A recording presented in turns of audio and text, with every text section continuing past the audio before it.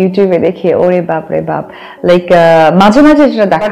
আমি আজকে স্পেশালি বলছি, যেসব ইউটিউব গুলোতে দেখবেন জনমুখে রাকিব অন্তরার আপত্তিকর এক ঘটনা নিয়ে এই মুহূর্তে তোলপাড় সামাজিক যোগাযোগ মাধ্যমগুলি। ওপেন রোডে মিথিলার গায়ে হাত তোলার এই বিষয়টি অভিযোগের কাঠগড়ায় তুলে দিয়েছে রাকিব অন্তরাকে, যে বিষয়টি নিয়ে এবার মুখ খুলেছেন চিত্রনায়িকা অপু বিশ্বাস।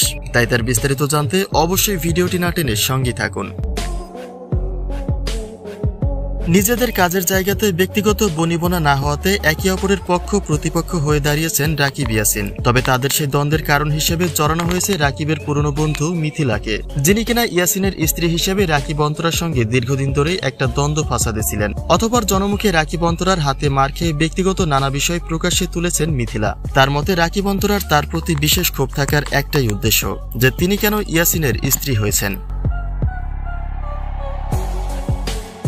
এদিকে মিথিলার এমন বক্তব্যের পরে সেই একই টিভি চ্যানেলে ইন্টারভিউ দিয়েছেন রাকিব অন্তরা। তাদের মতে মিথিলা পুরোটাই একটা নাটকবাজ মহিলা, সে যে অভিযোগ তুলেছে তার পুরোটাই মিথ্যে।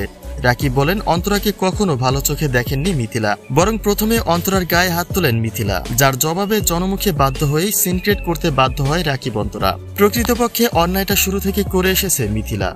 আমি ইয়াসিনকে এটা অনেক বুঝাইছি, কিন্তু ইয়াসিন ধীরে ধীরে ডে বাই ডে ওর ওয়াইফ যেভাবে ওকে বলতেছে ও সেটাই করতেছে। আজকে মূলত বাংলাদেশের নাম্বার 1 কন্টেন্ট ক্রিয়েটর হিসেবে বিশেষ পরিচিতি লাভ করেছেন রাকিব অন্তরা। তবে তাদের এই চ্যানেলের সাফল্যের পেছনে বিশেষ অবদান রেখেছেন একই টিমে কাজ করা ইয়াসিন মিথিলা।